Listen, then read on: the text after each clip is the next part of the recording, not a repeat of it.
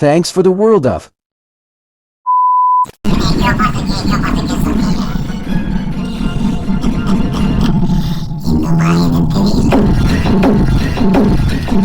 அனைவருக்கும் வணக்கம். நான் உங்கள் அருண் மனோஜ்குமார்.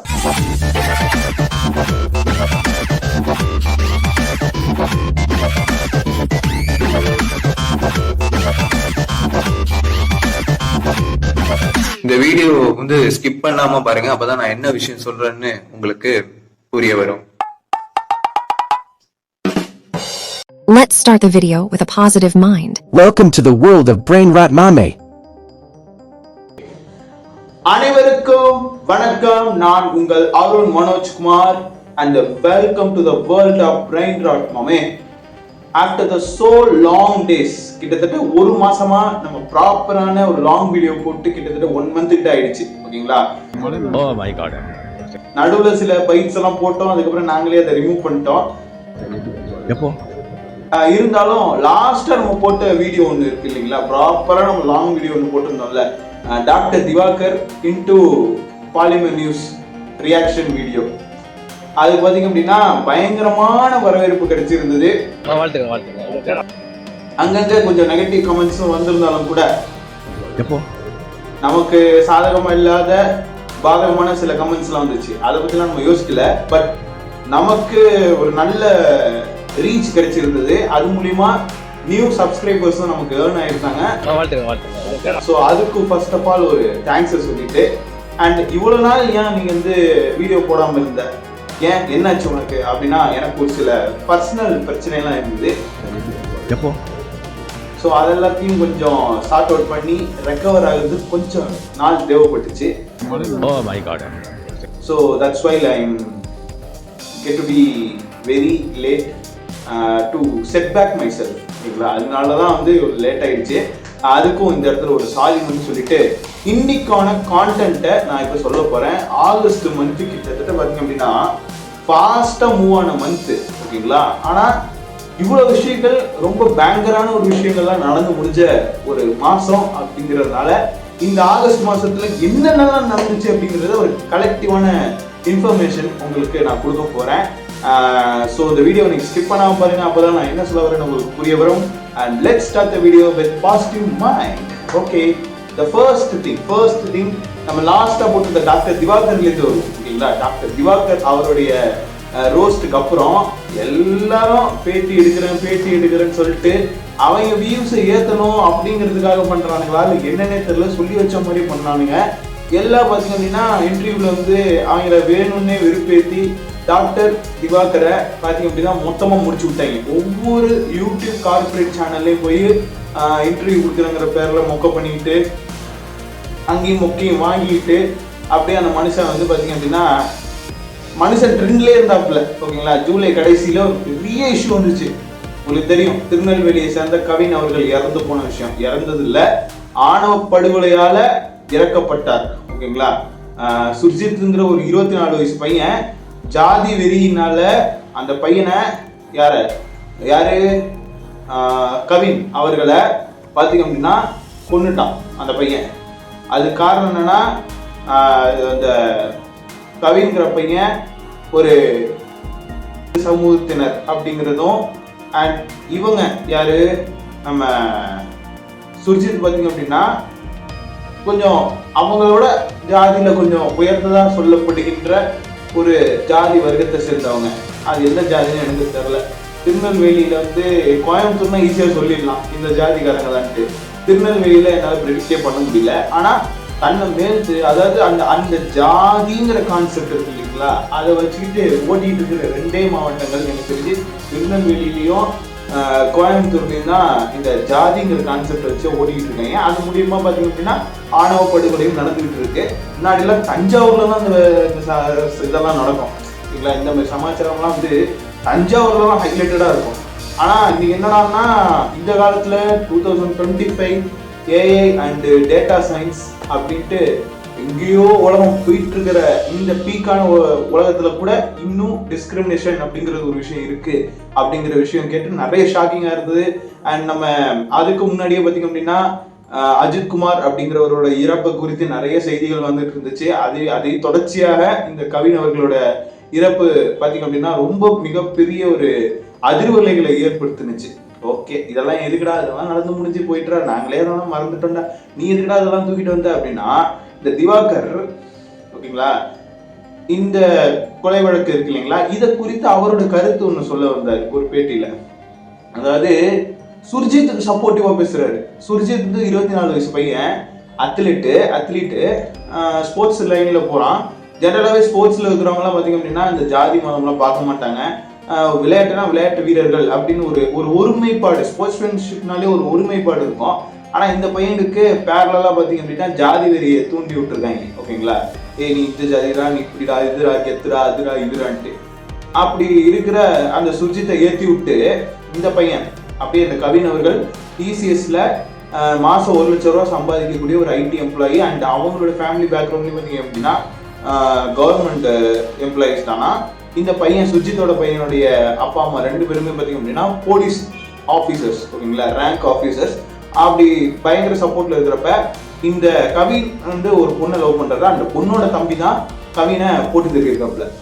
புரியுதுங்களா, கேட்கறதுக்கு எவ்வளவு கொடுமையா இருக்கு. அதாவது லைட்டா சினிமாவை எட்டி பார்க்குற மாதிரி ஒரு கான்செப்ட். ஓகேங்களா, சினிமாவை லைட்டா எட்டி பார்க்குற மாதிரி. பரியேறும் பெருமாள் அந்த படத்தை எடுத்த பர்பஸுக்கே அர்த்தம் இல்லாமல் போயிடுச்சு.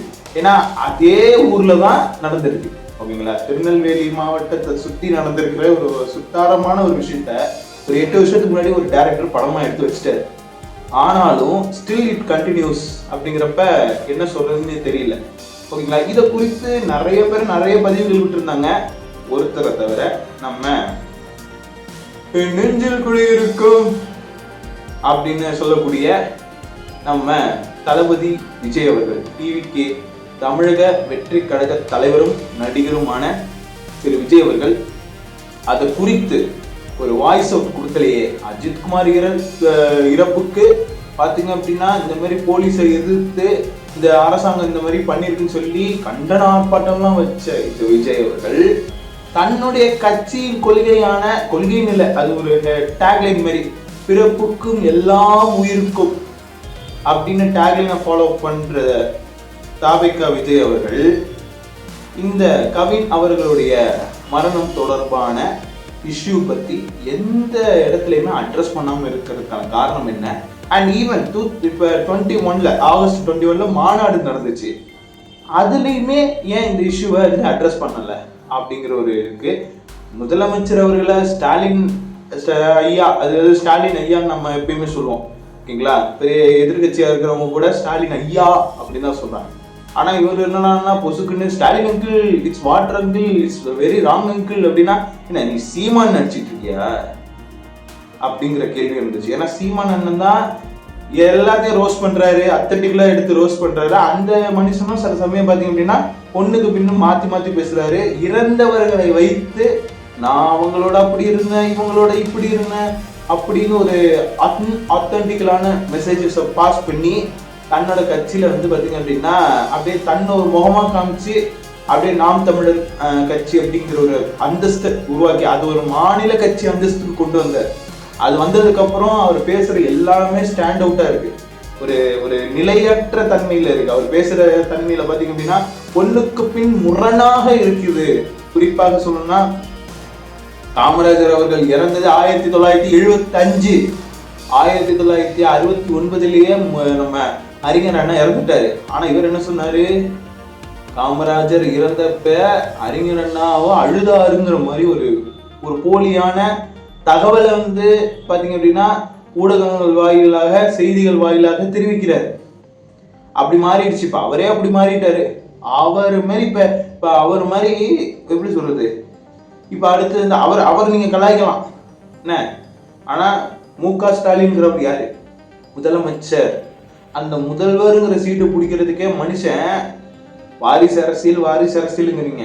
எந்த வாரிசு 53 வருஷமா இழுத்தடிச்சு முதலமைச்சராக்குனாங்க எனக்கு தெரியல. சத்தியமா சொல்றேன், நம்ம மு.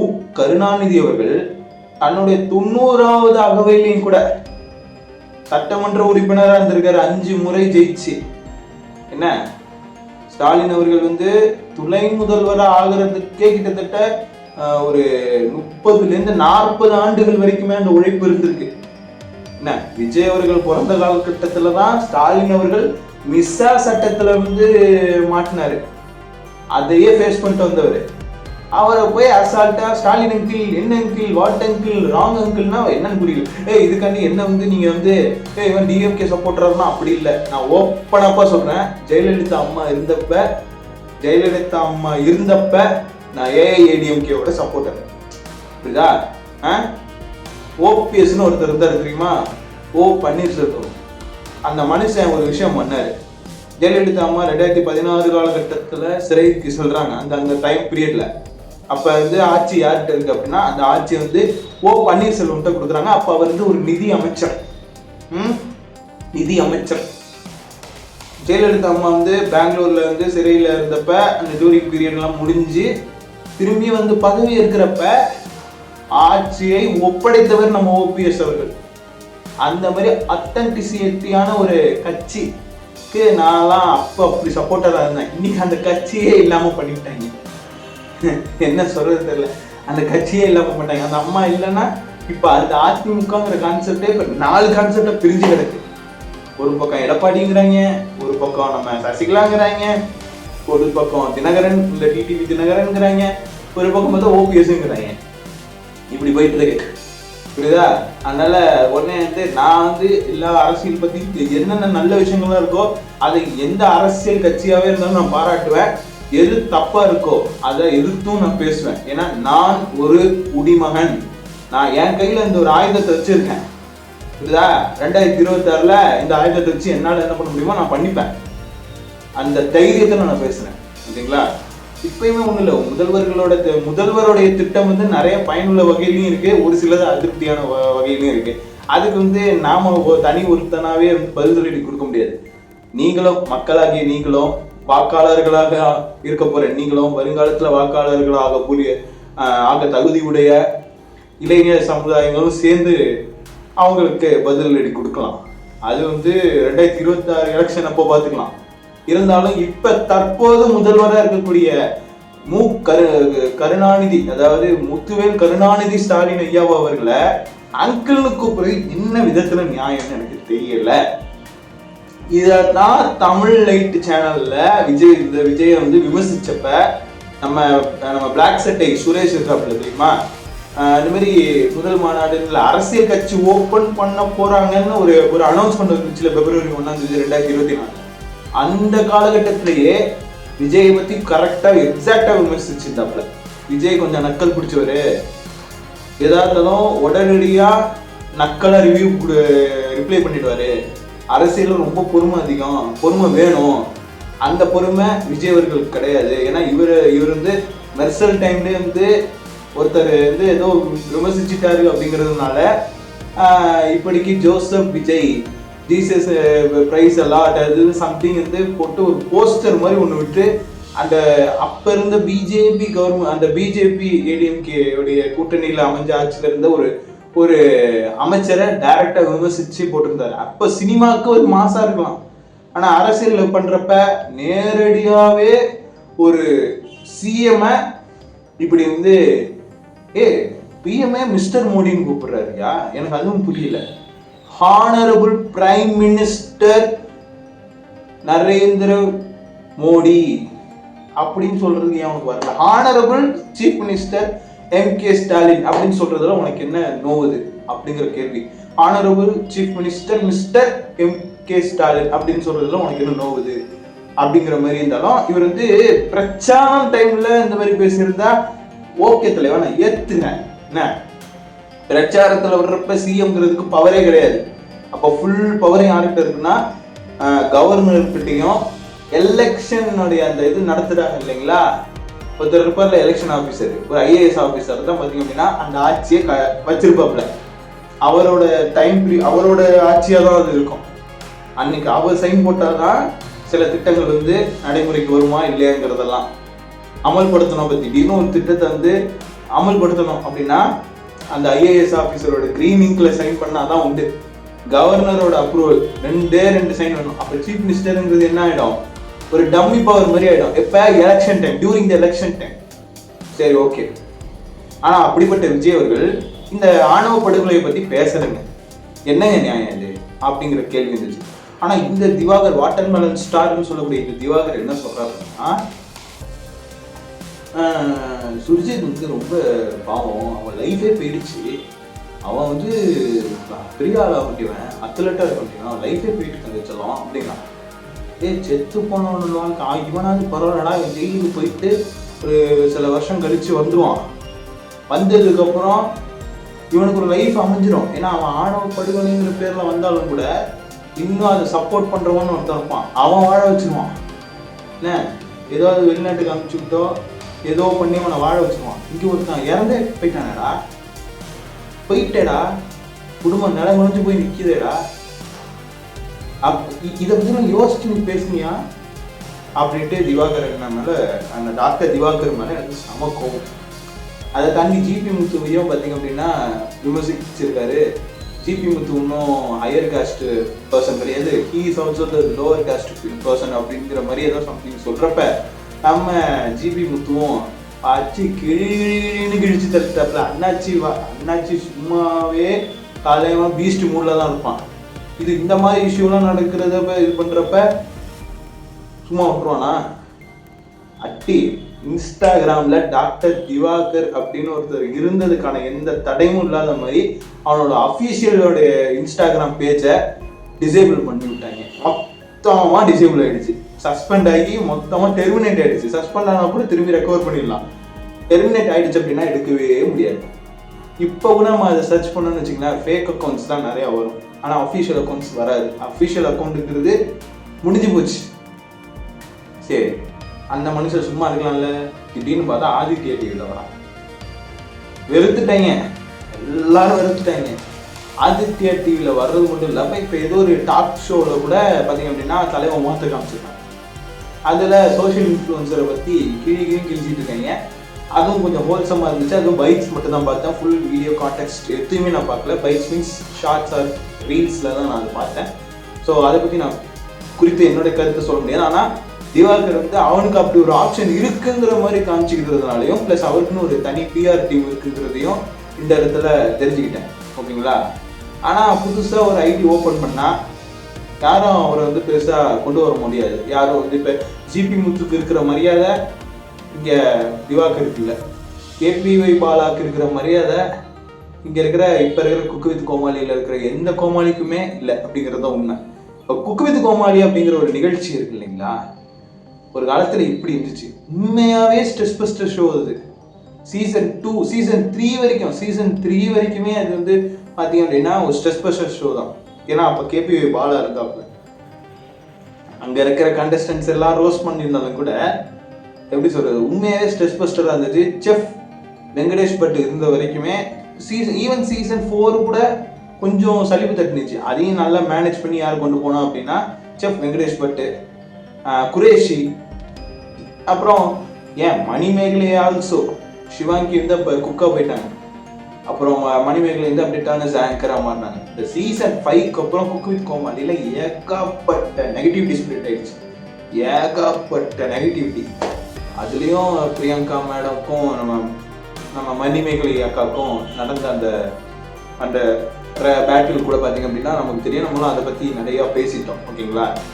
அந்த மாதிரி இருக்கிறப்ப சீசன் 6 பெரிய எதிர்பார்ப்பு மத்தியில் வருது. ஃபுல்லாக பாசிட்டிவாக இருக்குது. நம்ம லக்ஷ்மி ராமகிருஷ்ணா மேம் அண்ட் வந்து நம்ம பிரியா ராமன் மேடம், அப்புறம் நம்ம மதுமிதா மேடம், அப்புறம் கஞ்சாவர் பண்ணு, அதுக்கப்புறம் ராஜு. இந்த ராஜுங்கிறவன் விஜய் டிவியில் எதுக்கு தான் இருக்கான்னு தெரியல. அவனுக்கு ஒரு இட்டு போனவன், அவனையெல்லாம் ஏன்டா இந்த குக்கு வித்து கோமாளியில் வச்சுருக்கீங்க அப்படின்னு காண்டாக இருக்கும். ஆனால் அவன் ஒரு கோமாளி மெட்டீரியல், அவனை போய் குக்கா உட்கார வச்சிருக்காங்க. சௌந்தர்யா அப்படிங்கிற ஒருத்தவங்க இருக்காங்க தெரியுமா, பிக் பாஸ்லேருந்து கண்டஸ்டண்டாக வந்தாங்க. அவங்களுக்கு அந்த அம்மாவுக்கு நல்லாவே சமைக்க தெரியும். என்ன அவங்கள கோமாளியாக போட்டிருக்காங்க. யாரா நீங்கள்லாம்? என்னடா கிரியேட்டிவ் டீம் இருக்கீங்க, புரியவே இல்லை. அப்புறம் பார்த்தீங்க அப்படின்னா புதுசாக நம்ம சன் டிவியில் வந்து மாஸ்டர் செஃப்பில் வந்து ஃபேமஸான கௌஷிக் செஃப் வந்து இங்கே செஃப் கௌஷிக் வந்து இங்கே ஜட்ஜாக போட்டிருக்காங்க. எல்லாமே நல்லா இருந்துச்சு, எல்லாமே ஃபன்லேருந்து எல்லாமே ஓகே. ஆனால் நடுவில் ஒரு சின்ன நெகட்டிவிட்டி பாஸ் ஆனிச்சு. நம்ம ராஜு அவர்கள் கொஞ்சம் லேவிஷாக பார்த்தீங்க அப்படின்னா சாவேஜாக ரொம்ப வர்ற கெஸ்ட்டாக வர்றவங்க இந்த மாதிரி வர்றவங்களெல்லாம் ரொம்ப இன்சல்ட்டிவான கமெண்ட்ஸ் வந்து பாஸ் பண்ணுறாரு அப்படின்னு சொல்லிட்டு, குறிப்பாக இந்த டாஸ்க் எல்லாம் பண்ணுறாங்க இல்லைங்களா ஹிண்ட்ரன்ஸில். அப்போ வந்து ஹிண்ட்ரன்ஸ்லாம் இருக்கிறப்ப இந்த வெளிநாட்டிலேருந்து வர்றவங்க வச்சு அவங்கள வச்சு பாடி ஷேப் பண்ணது, இந்த மாதிரியான சில விஷயங்கள் வந்து ராஜு சைட்லேருந்து பண்ணியிருக்காங்க அப்படின்னு சொல்லி ஒரு நெகட்டிவ் ஸ்பீச் சொல்லிட்டாச்சு. அது மாதிரி புகழ் வந்து பார்த்தீங்க அப்படின்னா புகழ்னாலே பிளேபாய் மாதிரி தான், பிளேபாய் மாதிரியும் அடுத்து அண்ணா அப்படின்னு சொல்லி கலாய்கிறது. அப்புறம் வந்து அது எப்போ பார்த்தாலும் ஒரு பொண்ணை பிடிச்சிக்கிட்டு இது ஏதோ ஒரு சீசனுக்கு ரன்மியா பாண்டியன், இன்னொரு சீசனுக்கு பவித்ரா லட்சுமி, 3வது சீசனில் சொல்லிக்கிற மாதிரி எதுவும் இல்லை. 4வது சீசன்லையும் ஏன்னா 3வது சீசனில் பெரும்பாலும் வரல. 4வது சீசனில் சிருஷ்டின்னு நினைக்கிறேன், ஆமாம் சிருஷ்டி. 5வது சீசனில் சொல்லிக்கிற மாதிரி யாரும் இல்லை என்ன. இப்போ 6வது சீசனில் ஷபானா வச்சு பார்த்தீங்கன்னா அது ஒரு ட்ராக் மாதிரி கொண்டு போகிறாங்க. பார்த்த விஷயத்தை பார்க்குறப்ப நமக்கே சலிப்பு தட்டுடுது. புதுசாக பார்க்குறவனுக்கு ஓகேப்பா சூப்பர்ப்பா புகழ் நல்லா பண்ணுறாருப்பா அப்படின்ட்டு, ஆனால் ரொம்ப சலிப்பு தட்டுது.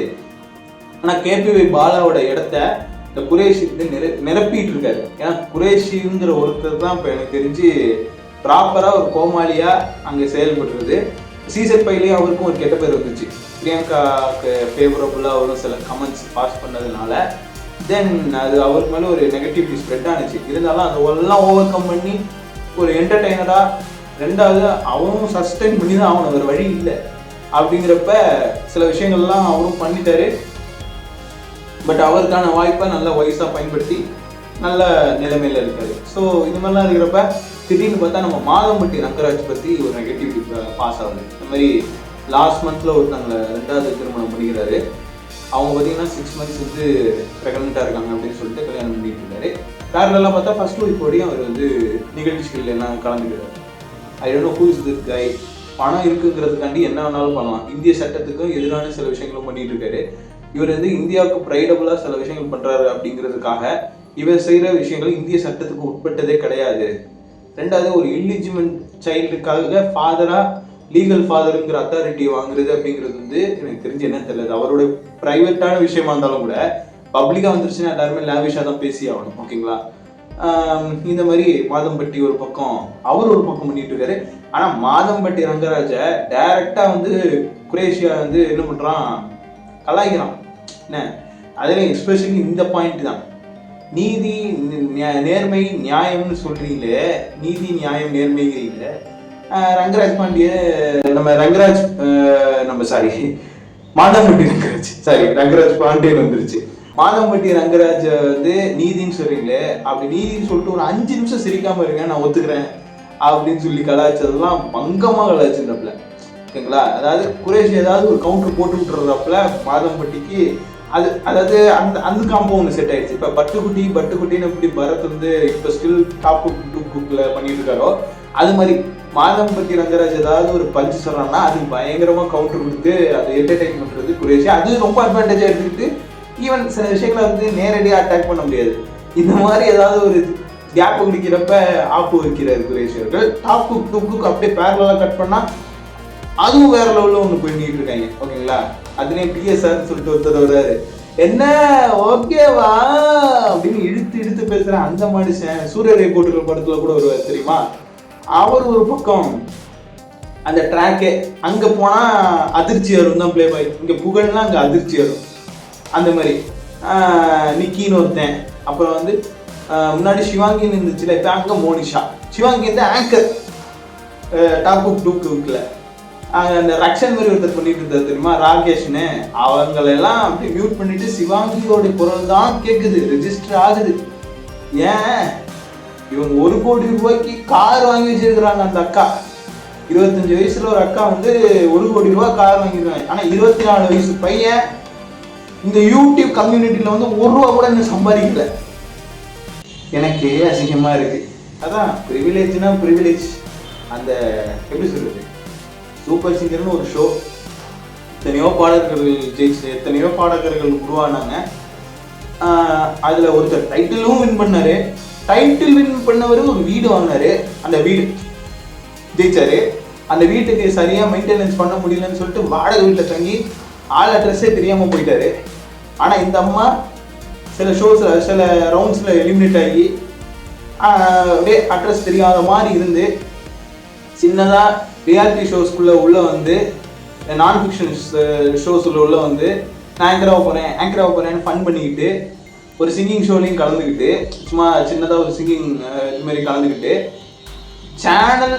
சேனலை விட அந்த மீடியா மிஷனுங்கிற ப்ரொடக்ஷன் ஹவுஸ் வந்து அந்த பர்டிகுலர் பர்சனை அண்ட் வந்து இன்னொருத்தர் யார் நம்ம இதில் ஒருத்தர் சாம் விஷாலா, எஸ் அவர், அதுக்கப்புறம் மானசி, பூஜா, இவங்கெல்லாம் பார்த்தீங்கன்னா இந்த contestants, they are all contestants but not as a winner or not as a title winner, எதுவுமே இல்லை. கண்டஸ்டன்ஸை அப்படியே ப்ரொடக்டிவாக வச்சுக்கிட்டு இவங்களுக்குலாம் வந்து ஒரு இது இருக்குது, ஒரு ஃபேன் பேஸ் இருக்குது. இப்போ அஜய் கிருஷ்ணா எடுத்துங்க, உதித் நாராயணன் வாய்ஸ், இந்த மாதிரி வெறுமனே ஒரு கண்டஸ்டண்டாக இருந்து அவங்களுக்குலாம் அந்த ஃபைனலுக்கான ஆப்பர்ச்சுனிட்டி எதுவும் பெருசாக இல்லாமல் அப்படியே வந்து சட்டிலாக வச்சுக்கிட்டு அவங்கள ஒரு செலிபிரிட்டி மாதிரி ஆகின மீடியா மிஷன்ஸை பார்த்தீங்க அப்படின்னா அது என்னன்னு எனக்கு புரியல. அதாவது ஒருத்தவங்க டைட்டில் கொடுத்துட்டதுனால அவங்கள தானே புஷ் பண்ணுவாங்க. இப்போ ஆஜித் வந்து டைட்டில் வின் பண்ணாங்கன்னா ஆஜித்தை தான் புஷ் பண்ணுவாங்க. அதை விட்டுட்டு அந்த சீசனில் இருக்கிற கௌதமை புஷ் பண்ணாங்க, அனுவை புஷ் பண்ணாங்க, மாளவிகாவை புஷ் பண்ணாங்க. இந்த மாதிரி எப்படி சொல்றது, அதாவது டேலண்ட்ஸ் ஓகே தான், ஆனால் அதை தாண்டி எக்ஸ்ட்ரா கரிக்குலருக்கு யூஸ் பண்ணுற மாதிரி சில எக்ஸ்ட்ரா கரிக்குலர் சிங்கர்ஸ் வந்து யூஸ் பண்ணுறது வந்து எப்படின்னு எனக்கு தெரியல. என்ன எனக்கு புரியல. திறமை இருக்கிறவங்க ஓகே தான், இருந்தாலும் அந்த சிங்கிங்னா இப்போ அவங்கெல்லாம் சிங்கிங், இப்போ ராஜ கணபதி அப்படிங்கிற கண்டஸ்டன்ட் எத்தனை பேருக்கு தெரியும்? ஆனால் அவரெல்லாம் வந்து ஃபைனலிஸ்டில் இருந்தவர், ஓகேங்களா? இன்னைக்கு நான் சொல்லி தான் ஒரு சில ஃபைனலிஸ்டா, இவங்களாம் ஃபைனலிஸ்டா சொல்லவே இல்லை அப்படிங்கிற மாதிரி. இப்போ நீங்கள் குக் வித் கோமாளி எந்த டாப் குக்கில் கோமாளியாக இருக்கிற பரத் ஒரு சூப்பர் சிங்கர் ஃபைனலிஸ்ட்டு, என்னடா சொல்கிறீங்க அப்படிங்கிற மாதிரி இருக்கும்.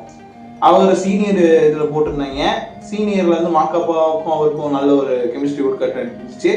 அப்படியே புஷ் பண்ணி குக் வித் கோமாளி, இப்போ குக் வித் கோமாளிலேருந்து டாப் குக் ப்ரிவிலேஜ் ஒரு விஷயத்த ஃபாலோ பண்ணி பார்த்தீங்க அப்படின்னா ஷார்ட் அண்ட் சக்ஸஸ் வந்து ப்ரொவைட் பண்ணிடுறாங்க, ஓகேங்களா?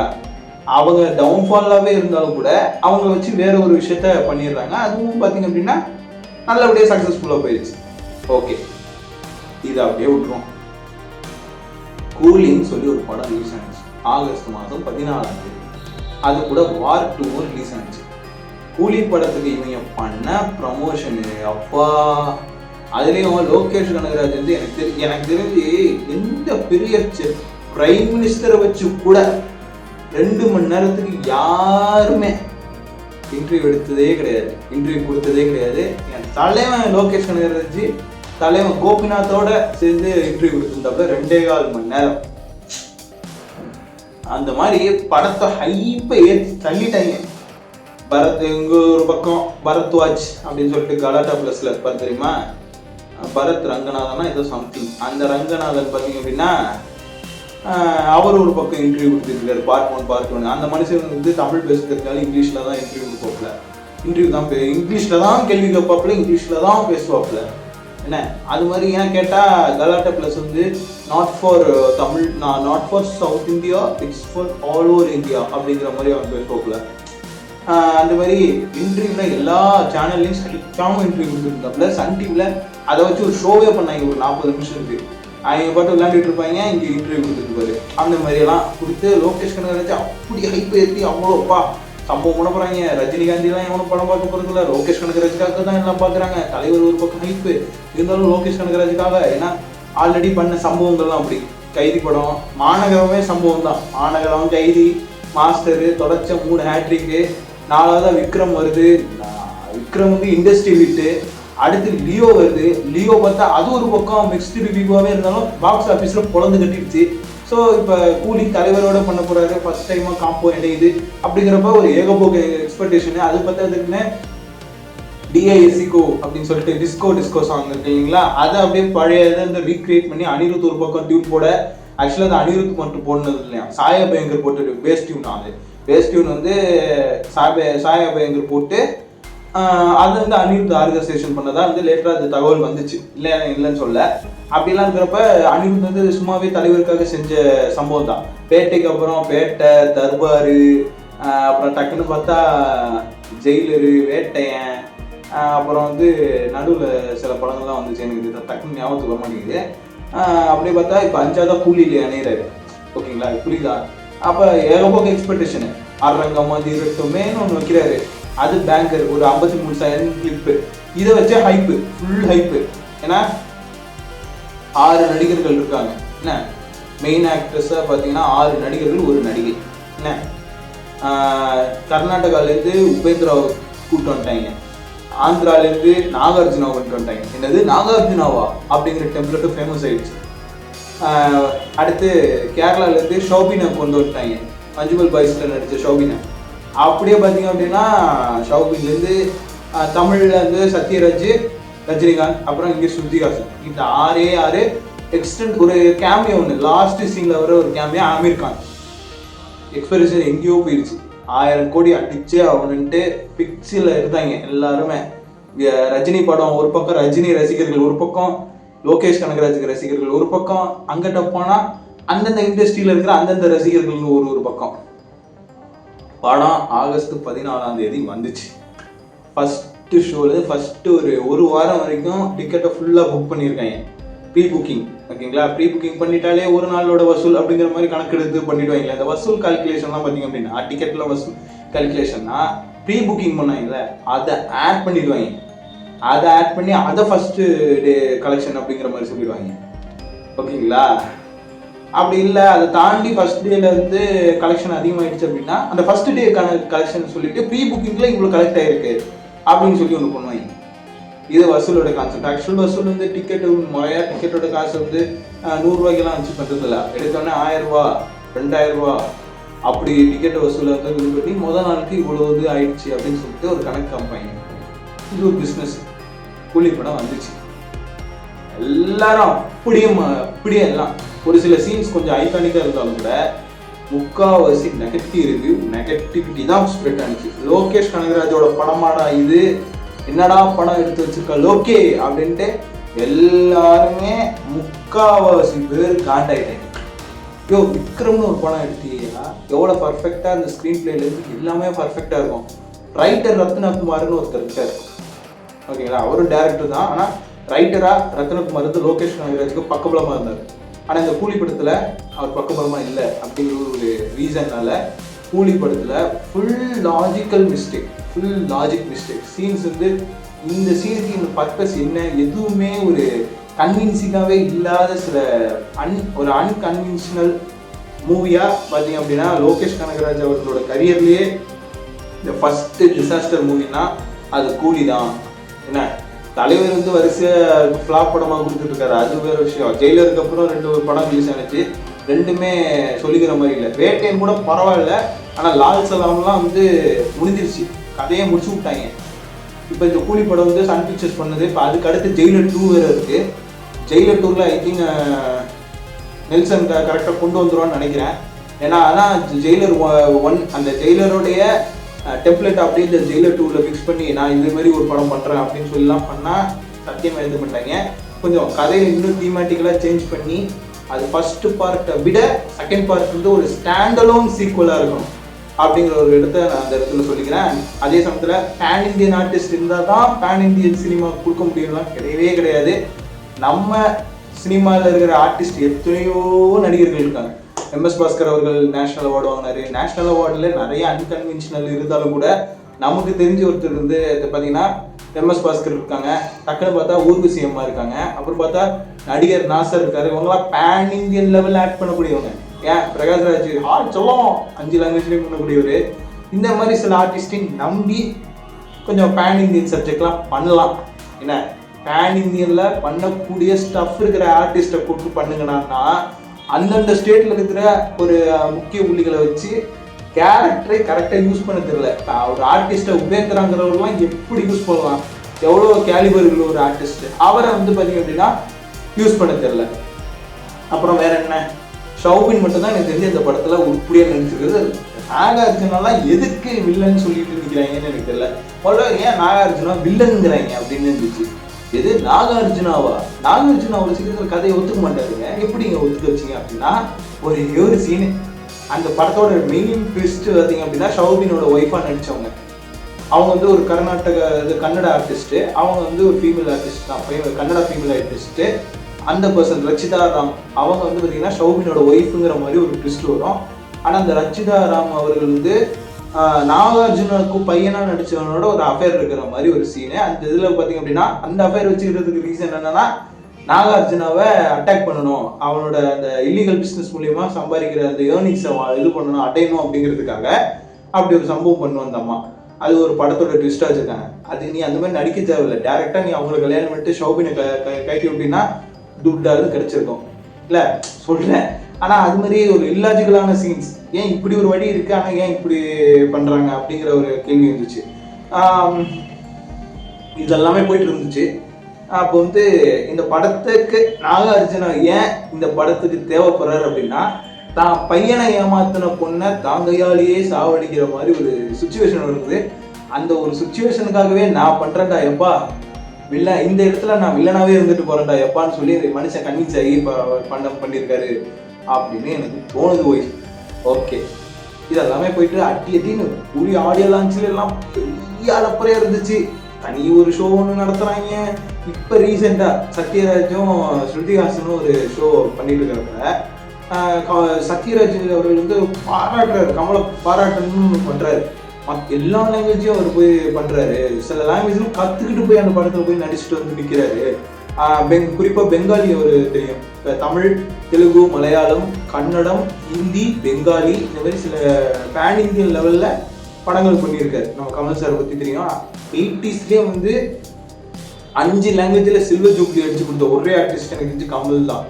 ரஜினியும் இருக்காரு, இருந்தாலும் கமல் தான் ஒரு ரியல் பேன் இந்தியன் ஸ்டார். ஓகேங்களா? அதாவது எப்படி சொல்லணும்னா, ரஜினிகாந்த் வந்து தமிழ் பேசுகிற வசனங்களில் பார்த்தீங்கன்னா அவர் தமிழால் இல்லை, அவர் தமிழன் கிடையாது அப்படிங்கிற ஒரு விஷயம் வந்து அப்பட்டமா தெரிஞ்சிடும். ஆனால் கமல் ஒரு படத்தில் நடிக்கிறாரு அப்படின்னா, கர்நாடகா படம் எடுத்து நடிக்கிறாருன்னா கன்னடத்தில் ஏதோ ஒரு ஸ்லாங் இருக்கான், ஒரு ஒரு ஊரில் இந்த ஸ்லாங் இருக்கும், அதை பிடிச்சி பேசுவார்.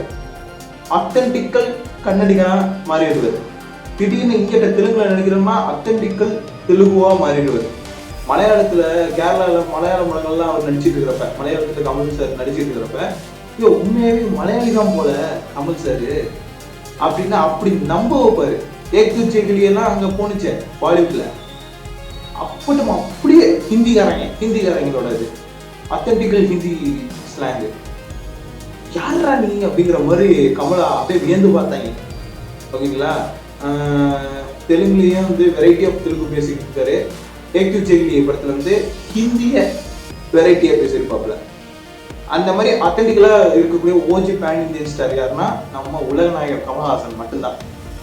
அவர் குறித்து பார்த்தீங்க அப்படின்னா சத்யராஜ் அவர்கள் கொஞ்சம் பேசுகிறாப்புல. அத்தன்டிக்கலாக சில விஷயங்கள்லாம் வந்து ரொம்ப ஹாப்பியாக வந்து ரொம்ப ஒரு எப்படி சொல்றது, நல்லா ஒன்றிங்காக பேசிட்டு இருக்கிறப்ப ஸ்ருதிஹாசன் சொல்கிறாங்க, பெங்காலி வந்து அந்த ஹேராங்கிற படத்துக்காகலாம் அவர் கற்றுக்கல, அப்போ வந்து அபர்ணா சென்னு ஒரு ஹீரோயின் மேலே ஒரு க்ரஷ்ஷு, அந்த க்ரஷ்ஷை வந்து கரெக்ட் பண்ணணும், அது இது அதை கரெக்ட் பண்ணுங்கிறதுக்காண்டி பெங்காலி கற்றுக்கிட்டாரு அப்படின்ட்டு சொல்லி பயங்கரமாக மொக்க பண்ணியிருக்கோம் இந்த ஸ்ருதிஹாசன்.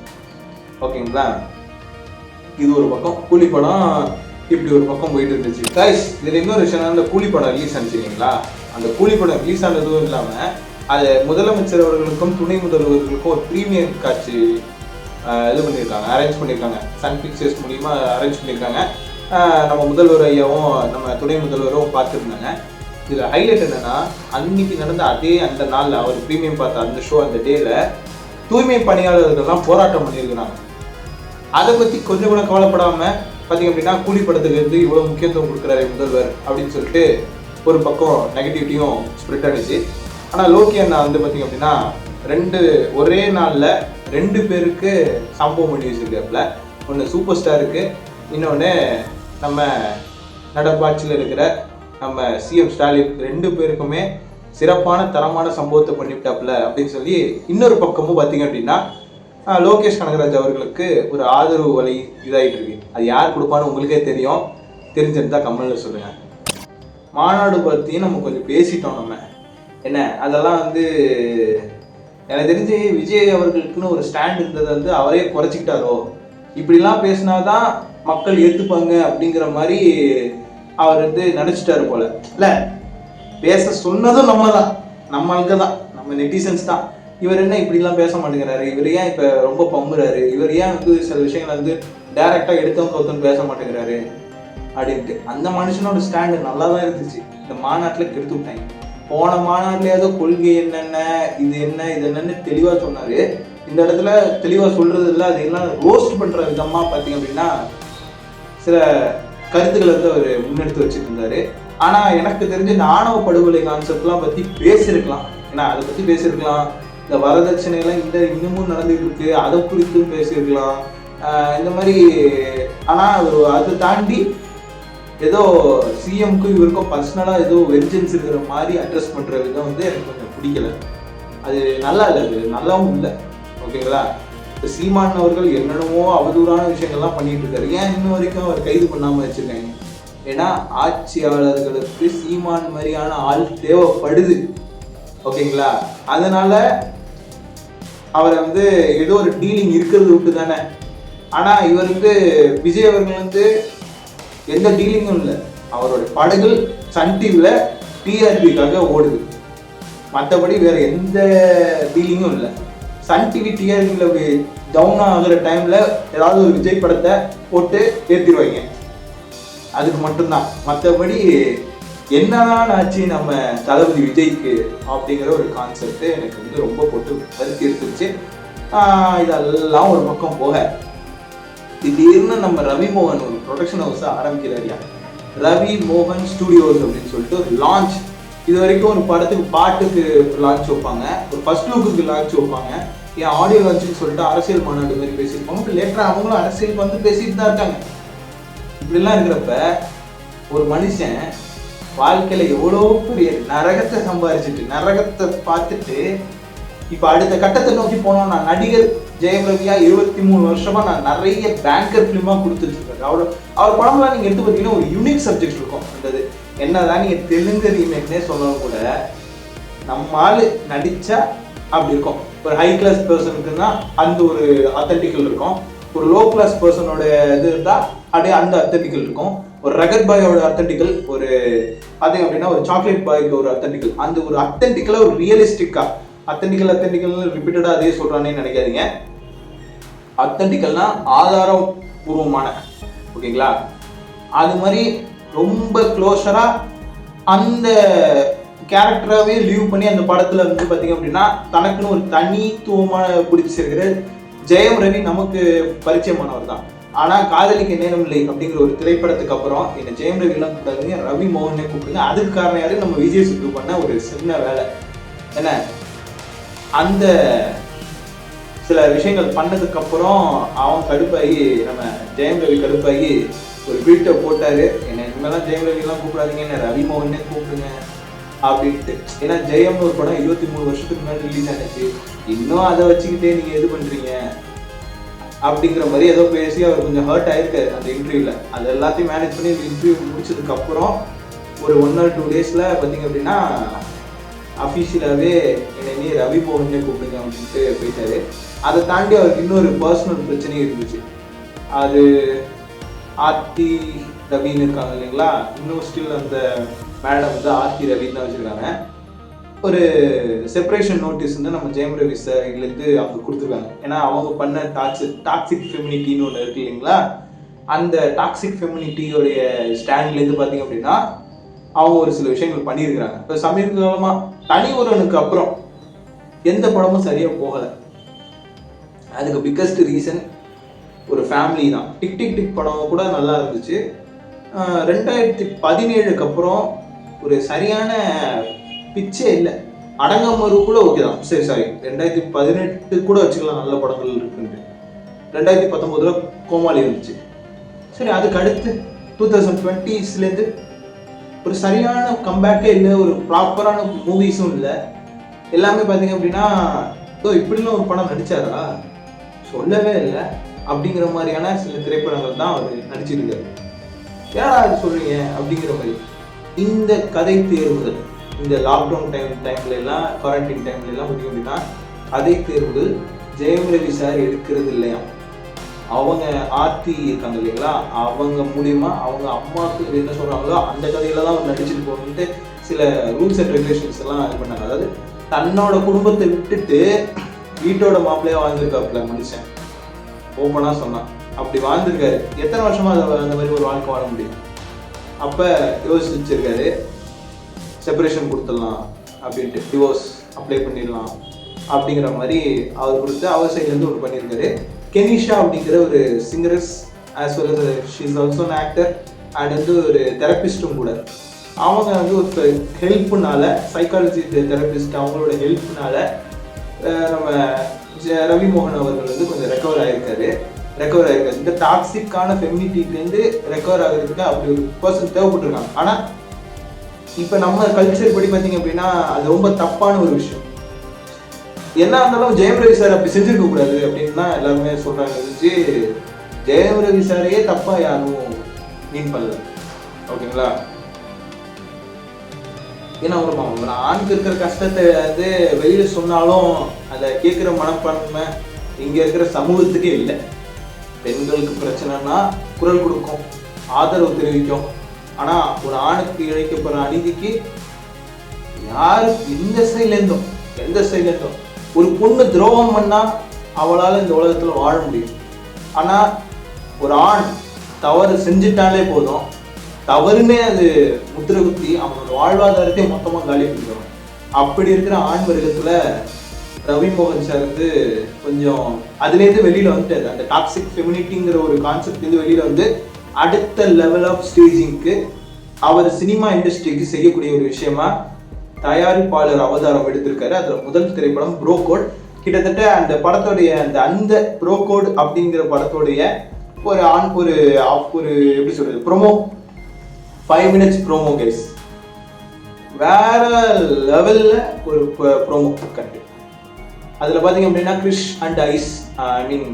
அண்ட் ஐஸ்வர்யா அவங்க வந்து பாத்தீங்க அப்படின்னா இன்ஸ்டாகிராம் அண்ட் யூடியூப் ரெண்டுலேயுமே பார்த்தீங்க அப்படின்னா தனக்குன்னு ஒரு அடையாளம் வச்சிருக்கக்கூடிய கிறிஷ் அண்ட் ஐஸ் கப்புள் பார்த்தீங்க அப்படின்னா அது ஒரு சின்னதாக அவங்க வந்து ஒரு கேமியோ மாதிரி பண்ணியிருப்பாங்க. அண்ட் நம்ம டேரக்டர் பேரரசு பார்த்தீங்க அப்படின்னா டிஜே பேரரசாக உள்ள வந்திருப்பாப்புல. அசோக் அப்படின்னு சொல்லக்கூடிய ஒரு நடிகர் அசோக் அவரும் அண்ட் வந்து எஸ்ஜே சூர்யா. அப்புறம் பார்த்தீங்க அப்படின்னா நம்ம ஸ்ரத்தா ஸ்ரீநாத் எஸ் விக்ரம் வேதால கூட நினச்சிருப்பாங்களே மாதவன் ஜோடியா, அவங்க வந்து எஸ்ஜே சூர்யா ஜோடியா நினச்சிருக்காங்க. அண்ட் நம்ம ரவி மோகன் சார், இவங்க 3 பேருமா சேர்ந்து நடிக்கிற ஒரு ட்ரையோ காம்போ. இந்த ட்ரையோ காம்போவில் பார்த்தீங்க அப்படின்னா இயக்குனர் வந்து பேர் மாற்றி போச்சு, இருந்தாலும் பேர் சர்ச் பண்ணி நான் இதில் மென்ஷன் பண்ணுறேன். அவருடைய இயக்கத்தில் வரப்போகிற ஒரு திரைப்படம், ஓகேங்களா? அதுக்கு வந்து 2026 தான் வரப்போகுது. பட் வந்து ஒரு எக்ஸ்பெக்டேஷன் லெவலை ஹைப் பண்ணணுங்கிறதுக்காக ஒரு ப்ரோமோ விட்டுருந்தாங்க. அதுலேயும் பார்த்தீங்க அப்படின்னா முறையாக இளையராஜா அவர்கள்கிட்ட, இசைஞானி இளையராஜா அவர்கள்கிட்ட அனுமதி பெற்று கல்யாண மாலை கொண்டாடும் தீபம் அப்படிங்கிற மாதிரி ஒரு பாடல் ஒன்று இருக்கு இல்லைங்களா? அதுல ஒரு முக்கியமான வரி வந்து அதுல இணைச்சு ஒரு ஃபர்ஸ்ட் டைம் ஜெயம் ரவி படத்துல யோகி பாபு இல்லாதது கொஞ்சம் ஆச்சரியமா தான் இருக்குது. யோகி பாபு இருக்காரு, ஆனா இந்த ப்ரோமோல இல்லை. ஆனா அதுக்கு அடுத்த 2வது ஒரு படம் யோகி பாபு ஹீரோவை வச்சு டைரக்டர் அவதாரம் எடுத்திருக்காரு. அந்த படமும் பார்த்தீங்க அப்படின்னா அதே 2026 வரும்போது கிட்டத்தட்ட இந்த ரவி மோகன் ஸ்டுடியோலயே பார்த்தீங்க அப்படின்னா 10 திரைப்படங்கள் இந்த 2025 2027 வரைக்குமே ரிலீஸ்க்கு பிளான் வச்சிருக்காங்க, ஓகேங்களா? எல்லாமே இப்போ நடந்துட்டு இருக்கு சைமல்டேனியஸா. கெனிஷா அவர்களோட சப்போர்ட் இருக்கு. ஆனா எனக்கு என்ன பிரச்சனைனா, கெனிஷா அவர்களுக்கும் ஜெயம் ரவி ரவி மோகன் அவர்களுக்கும் ஒரு சின்ன கருத்து மோதல் ஏற்பட்டுச்சு, கருத்து வேறுபாடு இருக்குது. அது அந்த மாதிரியான ஒரு சிச்சுவேஷன் வர்றப்ப எவ்வளோ பெரிய டிஃபிகல்ட்டி இருக்கும்.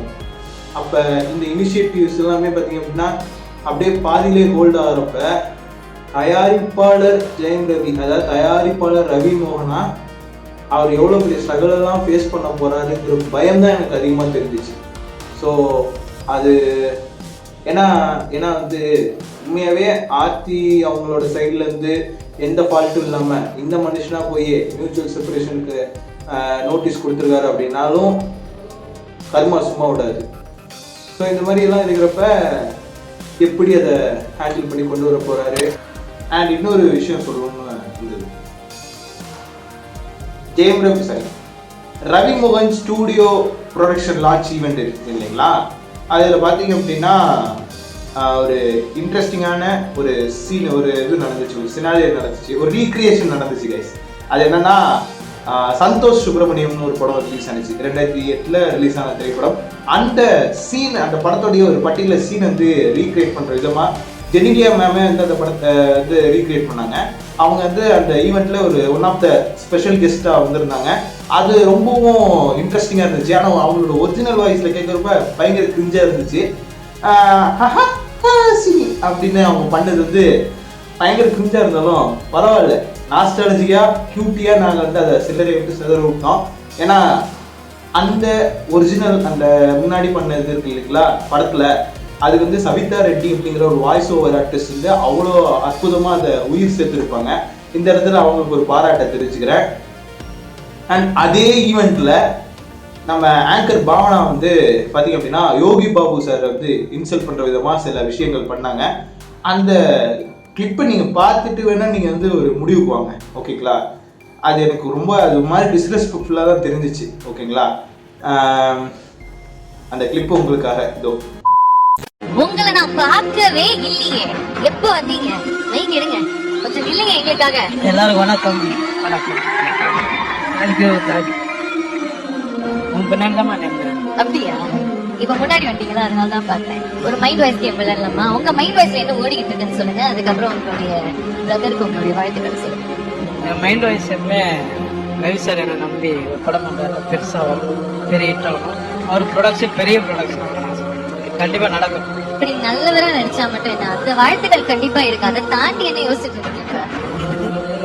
நல்ல தரமா நான் யோசிச்சுக்கிறேன், நீங்க யோசிக்கிறமே நான் யோசிக்கிறேன். அப்படியே நான் பின்னாடி அவனை உள்ள விடாதீங்க, சேர போடாதீங்கன்ற மாதிரி நான் யோசிக்கிறேன். ஓகே, நீங்க ரொம்ப நல்லவர் தான், நல்ல மாதிரி தான் யோசிச்சு. அது கொஞ்சம் நல்ல சிரிச்ச மாதிரி சொல்ல, அதுனா அப்படியே நல்ல குணா சட்டை போடுற மாதிரி. ரொம்ப நல்லவர், நல்ல மாதிரி யோசிப்பீங்க. ரொம்ப நன்றி. Thank you very much. ரொம்ப கிரவுண்ட்ல சந்திக்கலாம். நன்றிமா தங்கச்சி. இதை பாருங்க, இதை பார்த்துட்டு எதுவும் எனக்கு என்ன எப்படி சொல்றதுன்னு எனக்கு தெரியல.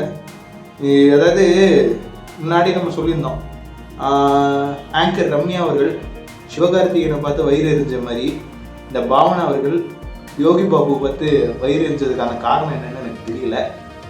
உங்களுக்கு எதுவும் தெரிஞ்சிச்சு அப்படின்னாலும் கமெண்ட்ல சொல்லுங்க. அண்ட் அப்கமிங்கில் பார்த்தீங்க அப்படின்னா மദ്രാസിன்னு சொல்லிட்டு நம்ம சிவகார்த்திகேயன் பார்த்தீங்க அப்படின்னா ஒரு படம் நடிக்கிறாரு. அந்த படம் ரிலீஸ் ஆகும் போது ஏஆர் முருகதாஸோட டைரக்ஷனில் ஏஆர் முருகதாஸ் அவர்கள் தர்பாருக்கு அப்புறம் தர்பாரே ஃப்ளாப்பு தான். ஏன்னா லாஸ்ட்டாக ஏதோ ஒரு படம் பண்ணாரு, என்ன படம், கத்தி. சர்க்காருக்கு அப்புறம் பார்த்தீங்கன்னா பெருசாக எந்த படமும் பெருசாக போகல, ஓகேங்களா. போட்டு ரோஸ்ட் பண்ணி செஞ்சுட்டாங்க. என்ன போகாததுக்கு போய் ஹிந்தியில் போய் சிக்கந்தர்னு சொல்லி ஒரு மொக்க படத்தை கொடுத்தாரு. இந்த வருஷம் தான் ரிலீஸ் ஆனிச்சு. இதெல்லாம் இருக்கிறப்ப மദ്രാസിன்னு சொல்லி ஒரு படம் வந்து அந்த படத்தோட ட்ரெய்லர் ரிலீஸ் ஆகுது. அதில் என்ன சொல்கிறாருன்னா, துப்பாக்கி யார் கையில் இருந்தாலும் வில்லன் நான் தாண்டா அப்படின்னு சொல்லிட்டு துப்பாக்கி பட வில்லனே வந்து கொண்டு வந்து ட்ரெய்லரில் மாட்டி விட்டாங்க. இந்த மாதிரிலாம் கான்செப்டாக போயிட்டு இருக்கு. அது போய் பேரலாக பார்த்தீங்க அப்படின்னா காந்தி கண்ணாடி அப்படின்னு சொல்லிட்டு கேபிவி பாலா வந்து ஹீரோவா ஒரு டெபியூட் மூவி கொடுக்க போறாரு. அண்ட் அடிஷ்னலி இன்னொரு விஷயம் சொல்றேன், மദ്രാசி படம் எக்ஸ்பெக்டேஷன்லாம் வச்சிருக்காங்க. ஏன்னா ஹைப் இல்லை, பட் எக்ஸ்பெக்டேஷன் இருக்கு. ஏன்னா ஆஃப்டர் த லாங் டேஸ் பார்த்தீங்க அப்படின்னா சிவகார்த்திகேயன் அண்ட் அனிருத் காம்போ வந்து திரும்பி ரீயூனைட் ஆகுது. இப்போ பார்த்ததுக்கு நம்ம முருகதாஸ் அவர்களும் பார்த்தீங்க அப்படின்னா ஒரு செட்பேக் கம்பேக் கொடுக்கணும் அப்படிங்கிற மோட்டிவ்ல பார்த்தீங்க அப்படின்னா மദ്രാசி படம் வந்து வரப்போகுது. அதில் ட்ரெய்லரும் பார்த்தோம், அதை பற்றி நம்ம ஆல்ரெடி பேசியாச்சு. இந்த வரிசையில் அடுத்து ஒரு தீபாவளி ரிலீஸ் காத்துட்டு இருக்கு. ஒரு ஆக்டர் படம், அதாவது முன்னாடி ஒரு டைரக்டராக இருந்தார், கோமாளின்னு சொல்லி ஒரு படம் எடுத்தார். அவர் லவ் டுடே மூலிமா ஒரு ஹீரோவாக அறிமுகமாகிறாரு. அதுக்கடுத்து பார்த்தீங்க அப்படின்னா டிராகன் அப்படின்னு சொல்லி ஒரு படம் பிளாக் பஸ்டர் ஆகுது. இதன் வரிசையில் அடுத்து 2 படம் காத்திருக்கு. ஒன்று லைக், இன்னொன்று வந்து டியூட். ஒன்று லைக்னா லைஃப் இன்சூரன்ஸ் கம்பெனி அப்படின்னு சொல்லி ஒரு படம் தீபாவளிக்கு ரிலீஸ் பண்ண காத்திருக்கு. டியூட் அப்படின்னு சொல்லிட்டு ஒரு திரைப்படம். இந்த 2 திரைப்படமும் எந்த படம்னாலும் தீபாவளிக்கு வரும். ஆனால் எந்த படம் வந்தாலும் சக்க போடுங்கிற கான்ஃபிடென்ட்ல இருக்காரு. அந்த லைக் திரைப்படத்தோட ட்ரெய்லர் மாதிரி ஒரு சின்ன டீசர் மாதிரி வெளியிட்டிருந்தாங்க. அந்த டீசர் பார்த்தீங்கன்னா 2040 நடக்கிற மாதிரி ஒரு மாடர்ன் வேர்ல்டு மாதிரி காமிச்சிருக்காங்க. அதுலேயே நிறைய விஷுவல்ஸ்லாம் பார்த்தீங்கன்னா அவ்வளோ அருமையான விஷுவல்ஸோட, நிறைய உள்குத்தோட சில விஷுவல்ஸ் பார்த்தீங்க அப்படின்னா விக்னேஷ் வந்து செதுக்கி வச்சிருக்காங்க. இது எல்லாத்தையுமே தூக்கி சாப்பிட்ற மாதிரி ஒரு அன்எக்ஸ்பெக்டடான ஒரு விஷயம். அனிருத் அவர்கள் தான் மியூசிக் பண்ணியிருக்காப்புல லைக் படத்துக்கு. ஆனால் எஸ்ஜே சூர்யாவோட காம்போ, எஸ்ஜே சூர்யாவும் பிரதீப் ரங்கநாதன் காம்போ எப்படி இருக்கும் அப்படிங்கிறது ஒரு எக்ஸ்பெக்டேஷன் இருந்தாலும், ஒரு 10 வருஷத்துக்கு முன்னாடி ஒரு சாங் ஒன்று ரிலீஸ் ஆகுது, ஆக்கு அப்படின்னு சொல்லிட்டு ஒரு ஆல்பம். அதில் எனக்கென்ன யாரும் இல்லையே அப்படிங்கிற ஒரு பாடல் திடீர்னு அந்த டீசரோட இதில் லாஸ்ட்டில் வச்சு நம்மளை பயங்கரமாக சர்ப்ரைஸ் பண்ணியிருப்பாங்க. விண்டேஜ் அனிருத் இஸ் பேக் அப்படிங்கிற மாதிரி. ஏன்னா இங்கே சாய் அபயங்கர் அப்படின்னு சொல்லிட்டு 3 ஆல்பம் சாங்கை வச்சு 8 படத்துக்கு கமிட்மெண்ட் கொடுத்துருக்குற சாய் அபயங்கரை வந்து லைட்டாக டீஸ் பண்ணுற மாதிரி நம்ம விக்னேஷ் சிவன் அவர்கள் வந்து இந்த விஷயத்த பண்ணியிருக்கலாம் அப்படின்னு தோணுது. அண்ட் அதை தாண்டி சாய் அபயங்கரோட அந்த டூட் படத்தோட ஃபஸ்ட்டு சீக்கிரம் ஒன்று ரிலீஸ் ஆச்சு. லிரிக்ஸே புரியல, ஆனால் கேட்குறதுக்கு நல்லா வைபாக இருக்குது. அது மட்டும் தான் நான் சொல்ல முடியும். பார்ப்போம். யங் யூத் ஐக்கானா ஃபஸ்ட்டு உள்ளே என்ட்ராரு. எனக்கு தெரிஞ்சு அப்கமிங்கில் சென்சேஷனலாக மாறினார்னா இன்னும் பயங்கர சர்ப்ரைசிங்காக இருக்கும். எல்லாத்தையும் தாண்டி ஒரு ஹைலைட்டடான ஒரு சம்பவத்தை சொல்கிறேன். நம்ம ஏகே இருக்கார்ல, ஏகேவும் ஷாலினியும் ஏதோ ஒரு ஃபங்க்ஷனுக்கு போயிருக்காங்க. போகும்போது இந்த மாதிரி பார்த்திங்க அப்படின்னா ஏதோ ஒரு ஃபங்க்ஷனு, அந்த ஃபங்க்ஷனுக்கு வந்து ஷாலினி மேடம் வந்து அஜித் சார் காலில் விழுகிற மாதிரி ஒரு இது நடக்குது. வேணாண்ணா அப்படிங்கிற மாதிரி அஜித் சார் தருக்குது. அதுக்கப்புறம் அவங்களே வந்து இல்லைன்ட்டு காலில் விழுகுறாங்க. அஜித் சார் க்யூட்டாக ஒரு கவுண்டர் விட்டு போகல, இங்கே இவங்க விழுகுறாங்க, வீட்டில் போய் நான் தான் விழுவேன் அவங்க காலில் அப்படிங்கிற மாதிரி சொல்லி பார்த்தீங்க அப்படின்னா பயங்கரமாக ஒரு சர்ப்ரைசிங்கான ஒரு கவுண்டர், ஒரு அன்எக்ஸ்பெக்டட் கிளிப்பு, அன்எக்ஸ்பெக்டட் ஒரு கவுண்டரு. அது நம்ம ஏகே சார் மூலியமாக வருது.